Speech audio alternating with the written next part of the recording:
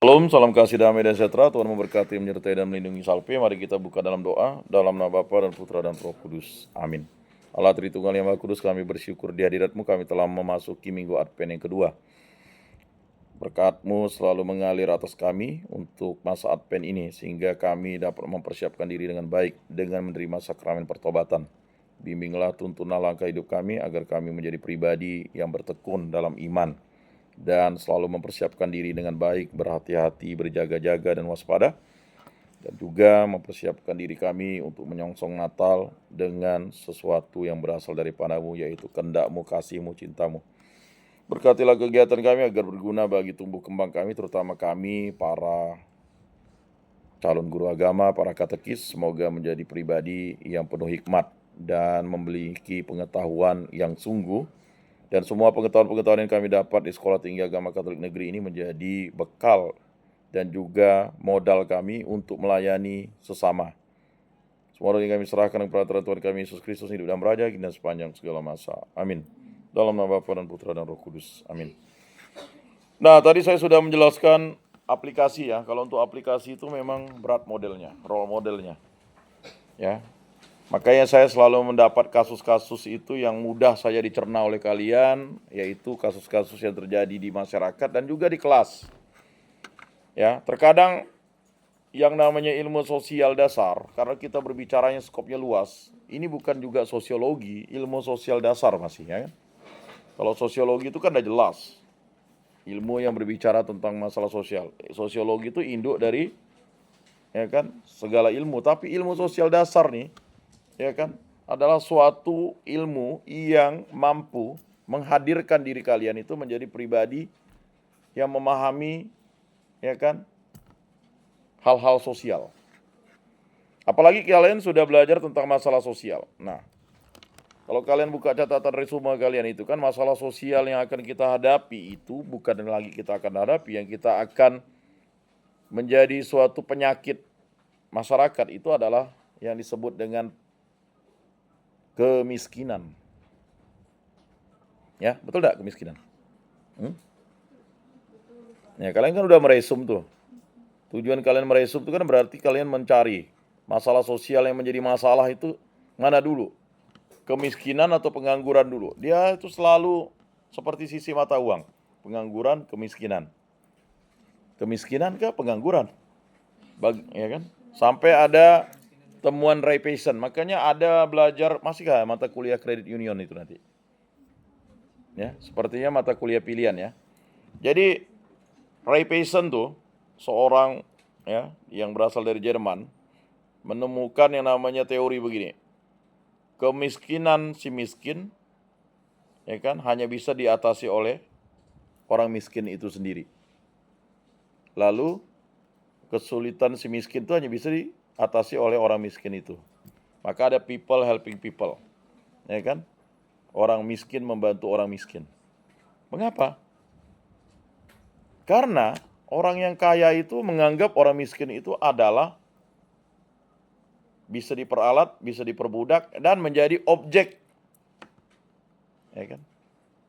Padahal, ya, kita hidup di muka bumi ini tidak miskin. Karena sudah diberikan seluruh sumber daya oleh Allah. Cuman karena masalah ekonomi, orang menjadi miskin. Karena alat pembayaran yang resmi itu kan uang. Baik uang kertas, uang logam, bahkan uang mulia, emas. Kalau kalian punya emas itu, dimanapun kalian bawa emas, emas murni itu ya, itu akan menjadi alat tukar yang paling diterima dan berharga. Misalnya 1 gram emas itu berapa? Misalnya 1 gram emas sekarang 600 atau 700 untuk rupiah. Kalian misalnya pergi ke Malaysia, ya dengan ringgit sekitar 3.500. Abang ipar saya baru ke London itu, dia bilang sekitar berapa ya, berapa belas ribu pound sterling ya. Nah, jadi kalau dia nginap di sana tuh kamar yang bukan di hotel ya, dia kamar itu sekitar 1,8 juta lah. Ya, jadi kalau untuk pribadi itu ya sekitar menghabiskan waktu untuk beberapa lama karena dia ikut itu dia jalan-jalan ke ini. Ya, abang ipar saya ini cukup luar biasa. Sudah lebih dari 30 negara ya. Kemarin dia juga ke Belgia. Kalau dia beli coklat Belgia tuh, rupanya lebih enak coklat Indonesia rasanya, saya rasakan. Memang terkadang tuh hal yang luar negeri itu kita bilang enak-enak, enggak juga, lidah kita enggak cocok. Ya. Nah itu kita balik lagi ke masalah kemiskinan dan pengangguran ya. Ya terima kasih ada yang mengangkat judul tentang kemiskinan, pengangguran ya. Siapa yang ngangkat tuh? Coba angkat tangan. Enggak salah ada saya baca tuh. 1 orang ya, 2 orang. Apa judulnya? Masalah sosial yang terdapat seperti kemiskinan, pengangguran, tidak mampu. Apa judulnya? Ya makalah yang kelompok dulu kan. Nah. Lalu ada yang mengangkat makalah yang mengenai yang pribadi, mengenai kemiskinan. Misalnya kemiskinan di stasi kami gitu. Enggak ada ya? Ya, sebenarnya saya ingin mencari yang punya makalah seperti itu, berarti kita tahu ya, dan itu bisa menjadikan objek penelitian mengapa orang di situ terjebak dalam kemiskinan. Ada apa? Sampai dia tidak bisa membeli rumah, membangun rumah, rumahnya masih dari kulit kayu. Saya pernah pergi ke suatu tempat ketika saya sesat. Saya benar-benar melihat itu orang menggunakan kulit kayu untuk temboknya. Kan minimal kan orang pakai bambu ya, ini dia pakai kulit kayu tuh, kulit kayu diambil di inilah ya, rumahnya masih sangat. Padahal di ujungnya itu ada rumah bagus transmigrasi, dia tinggal di situ, di pondok itu gitu. Saya waktu itu lewat saja karena sesat, ya kan kebetulan itu ada, saya harus mengajar di beberapa tahun yang lalu ya, saya mengajar di Serukam, lalu saya sesat, lalu saya lihat, memang kenyataannya, waduh, saya bilang, ini tidak jauh dari jalan raya loh. Tapi dia hidupnya di situ, ya. Dia hidupnya merapuh hanya mengandalkan itu ya. Biasa dulu kan orang pakai bilik bambu nih, karena ini pakai kulit kayu tuh, kulit kayu yang gimana gitu. Tidak tahu apakah ada listrik. Di perumahan yang dibangun pemerintah tuh ada listrik. Dia kayaknya tidak ada listrik lah. Atau begini, saya mau bertanya dulu. Di kampung kalian tuh ada yang tidak punya ya, yang tidak punya akses listrik enggak? Coba angkat tangan. Berapa orang? 1, 2, 3, 4, 5. Bayangkan 6. Enggak ya? Kamu naikkan gini. Oh. Berarti ada 5 orang ya? Benar-benar tidak ada listrik. Jadi sampai sekarang tidak ada listrik. Enggak begini. Maksudnya saya tanya, memang benar-benar tidak listrik. Kamu lahir tuh, tahu listriknya tuh di mana? Pakai genset? Ada orang punya genset? Hah?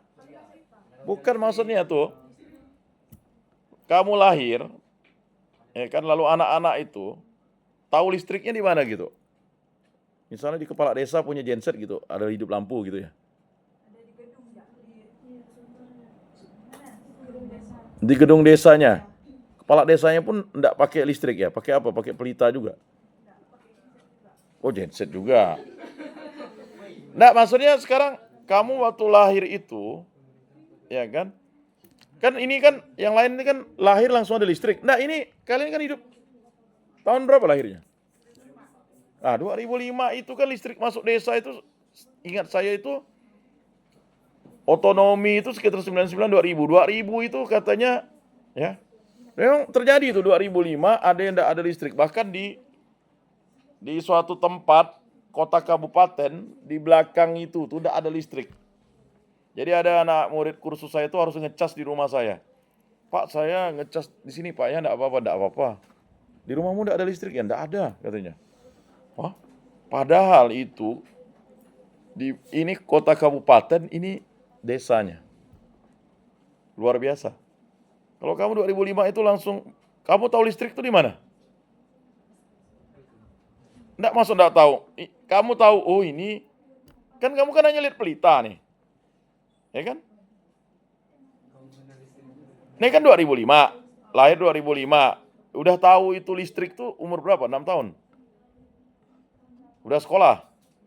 Ini sama gak kamu?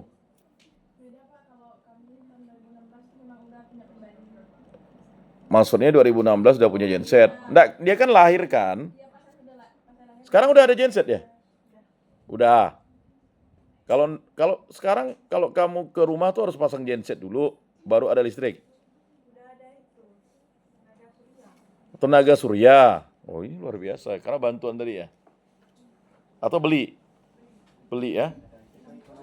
Jadi itu tenaga surya itu. Oh gitu. Ini yang tadi mana tadi yang angkat tangan satu? Ini memang tidak ada listrik, Enggak ada Pak, kami pakai tenaga surya juga. tapi ada listrik. Enggak, maksudnya kamu lahir. Kalau dia kan tenaga suryanya baru tahu sekarang. Kan sebenarnya memang 2005 tuh ada program tenaga surya masuk ke daerah-daerah. Dari seingat saya udah pakai tenaga surya Pak. Waktu kamu lahir. Iya. Ya memang sudah ada. Kalau kamu siapa namanya? Sabina. Memang tenaga surya masuknya tahun berapa? Enggak, maksudnya gini, masa enggak ingat kamu SD itu udah ada ada belum? Ah, masih pakai pelita. Baru ada itu ya. Berarti sekitar kamu umur 12 tahun baru merasakan betul ada listrik ya. 11 tahun. 11 tahun, kamu waktu SD sekitar 8 tahun, kamu sekitar. Tapi kamu udah langsung ada listrik ya. Ada sinar surya ya. Seingat. 2 orang. Tadi ada 5 orang yang keterima tadi. Kamu memang tidak ada listrik di Skadau? 5? Sanggau. Lalu? Kalau di desanya tuh dia ada listrik, tapi dusunnya enggak masuk. Oh, kamu dusunnya. Desanya ada listrik. Jadi kamu tahu listrik itu di desa? Nah, di rumah kamu pakai apa kalau malam? Jadi malam itu merasakan malam yang panjang ya? Sebelum kenal tenaga surya tuh masih pakai pelita. Kalau ada acara berarti pakai genset. Pelita tuh listrik tuh dia ada sampai jam 10 ya, Pak. Udah lepas tuh pas Oh, yang genset itu. Itu di kampung nenek saya pun gitu juga dulu. pakai pelita. Nanti bayar dia sampai jam Ada tenaga surya jadi full sampai pagi pakai tenaga surya. full ya tenaga surya. 1. Tadi mana tadi? Baru. Siapa lagi tadi? Ini sampai sekarang tidak ada listrik. Wah, luar biasa ya tenaga surya ya. Jadi tenaga surya itu tahun berapa? Kalau tidak salah tuh 2005 tuh tidak salah semua desa tuh sudah pakai tenaga surya kalau tidak salah. 2005 2010 lah ya. Kelas 5 SD kayaknya. Kamu 2005 itu 5 tahun. Berarti kalau kelas 2006 saya lahir. tadi dia 2005 lahirnya. 2006 ya. Kamu berarti 2005 2006 tuh bapak mamamu belum ada listrik ya berarti ya? Kalau belum ya. Ada pun Pak listrik itu Listrik ya. orang berada di sana. Betul.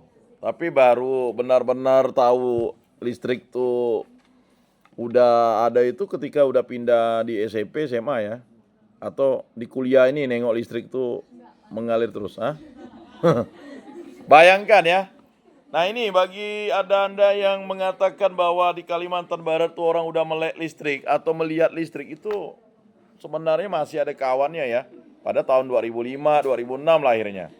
2005, 2006 itu 2006 saya menikah kan. Berarti listrik itu begitu sangat ya. Tapi sekarang udah 2024, 9 tahun tuh sudah berubah. Dengan listrik akhirnya orang sudah memiliki berbagai macam ya. Ada yang di sini di rumahnya enggak pernah punya TV kan? Televisi. Tapi dibeli.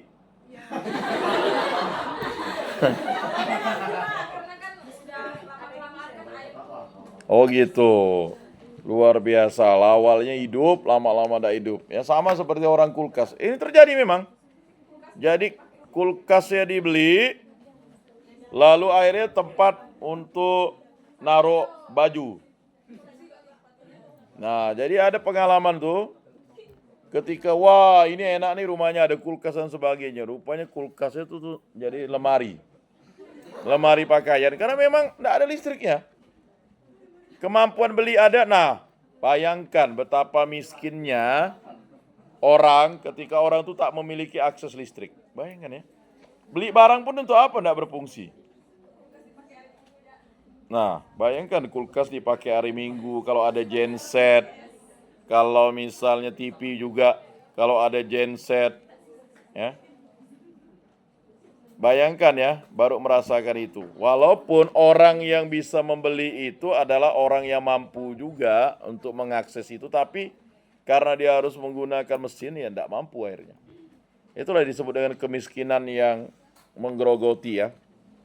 Artinya kemiskinan itu menggerogoti sehingga berdampak.